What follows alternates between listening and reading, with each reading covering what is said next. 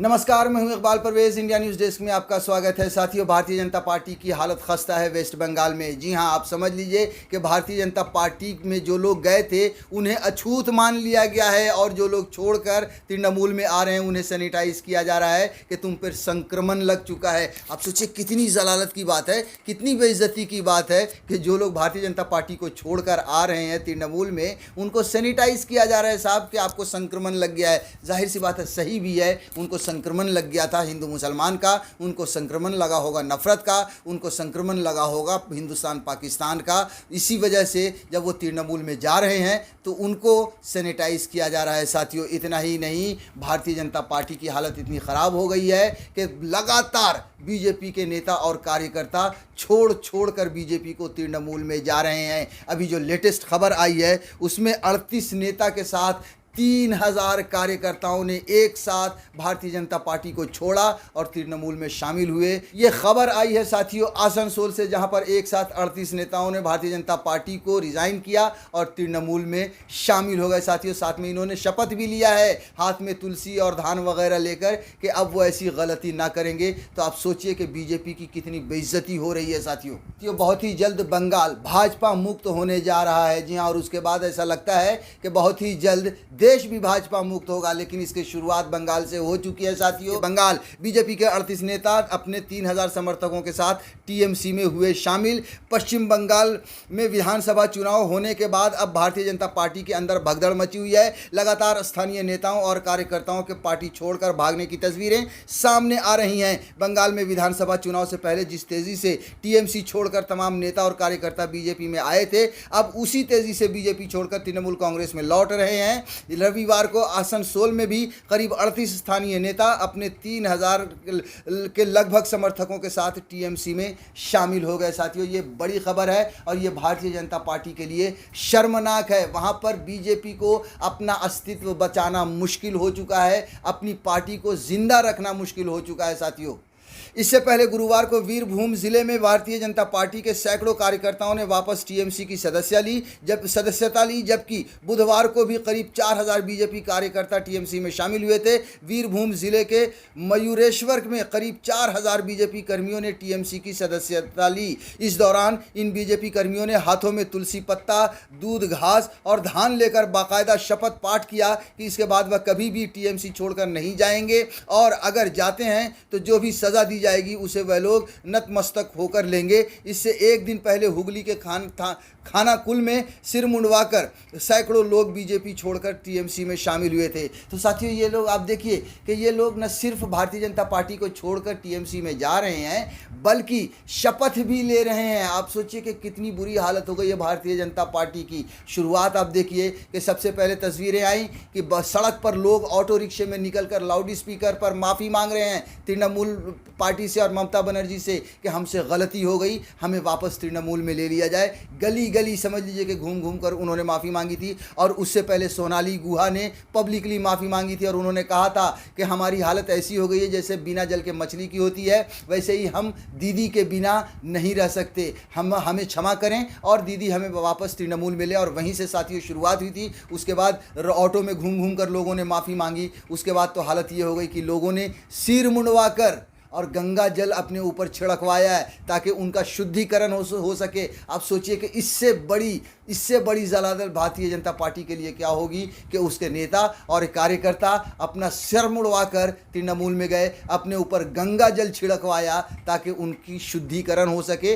वो भारतीय जनता पार्टी में जाकर नापाक हो गए थे, ख़राब हो गए थे और जाहिर है उनका मानना भी सही है। और उन्होंने ये बात कहा कि भारतीय जनता पार्टी में जाकर हमने गलती की, भारतीय जनता पार्टी ने हमें सिर्फ आपस में लड़ाया है, भारतीय जनता पार्टी ने हिंदू मुसलमान किया है। साथियों, उसके बाद और तस्वीर आई कि आप देखिए सैनिटाइज यानी छुआछूत, मतलब भारतीय जनता पार्टी में जो लोग गए थे वो तृणमूल में आने से पहले उन्हें सैनिटाइज किया गया कि आप संक्रमित हो चुके हैं। भारतीय जनता पार्टी में जाकर आपको संक्रमण ने पकड़ लिया है, नफरत का संक्रमण ने पकड़ लिया था, हिंदू मुसलमान का संक्रमण ने पकड़ लिया था, पाकिस्तान हिंदुस्तान के संक्रमण ने पकड़ लिया था।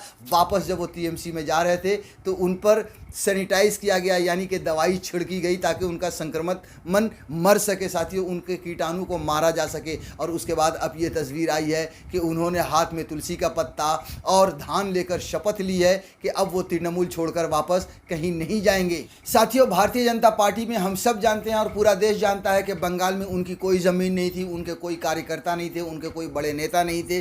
उन्होंने सबसे पहले मुकुल रॉय को तोड़ा जो ममता बनर्जी के दाहिने हाथ थे, दाहिने हाथ माने जाते थे। उसके बाद जब लोकसभा में वहाँ पर 18 सीटें भारतीय जनता पार्टी को मिली तो उसका बीजेपी का, नरेंद्र मोदी का, अमित शाह का मनोबल बढ़ गया और उन्हें लगा कि अब वो बंगाल को फतह कर सकते हैं। लिहाजा धीरे धीरे उन्होंने तृणमूल में सेंध मारना शुरू किया और बंगाल में अपनी सत्ता बैठाने का, अपनी कुर्सी हासिल करने का सपना सजाने लगी है भारतीय जनता पार्टी। साथियों, तृणमूल के करीब करीब खोखला कर दिया था, बहुत सारे नेताओं को अपने में शामिल कर लिया था। लेकिन और जब चुनाव होने वाला था तो इस तरह से भारतीय जनता पार्टी हेकड़ी दिखा रही थी और ये दावा कर रही थी कि साहब हम तो 200 सीट से ज़्यादा सीट लेकर आएंगे। वहीं ममता बनर्जी ने भी ये कह दिया था कि पिछली बार से बड़ी जीत हम हासिल करेंगे। आप सोचिए कि भारतीय जनता पार्टी के पास न जाने कितने पैसे हैं, मतलब अरबों खरबों रुपए उन्होंने खर्च कर दिए होंगे। भारतीय जनता पार्टी ने नरेंद्र मोदी का नाम, उसके बाद आप देखिए कि पूरी भारतीय जनता पार्टी और संघ की सेना पूरी तरह से बंगाल में उतर गई थी बंगाल पर कब्जा करने के लिए या बंगाल को फतह करने के लिए। मगर एक अकेली महिला ममता बनर्जी निकली सड़क पर, वो भी व्हील चेयर पर, और उसने मोदी की पूरी सेना को हरा दिया। साथियों, ये अपने आप में बड़ी बात थी। और जब 2 मई को जलील हुई भारतीय जनता पार्टी, बुरी तरह से हारी, उस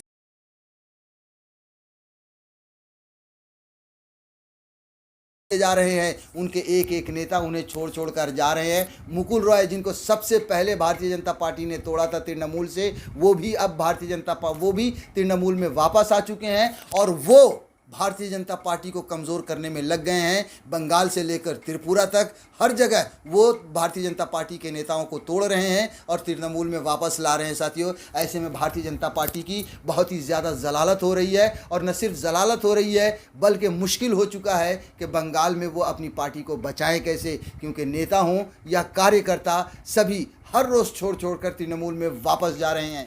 और साथियों, जिस रफ्तार से भारतीय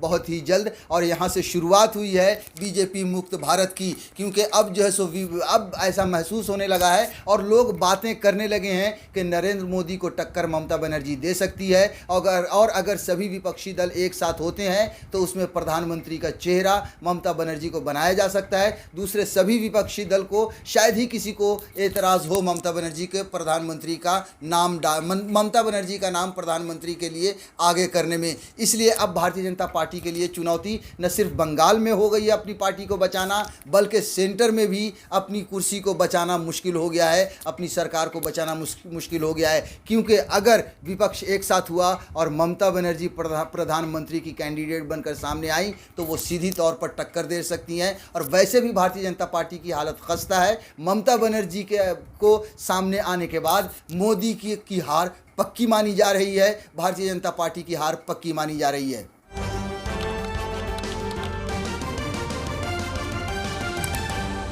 आपकी आवाज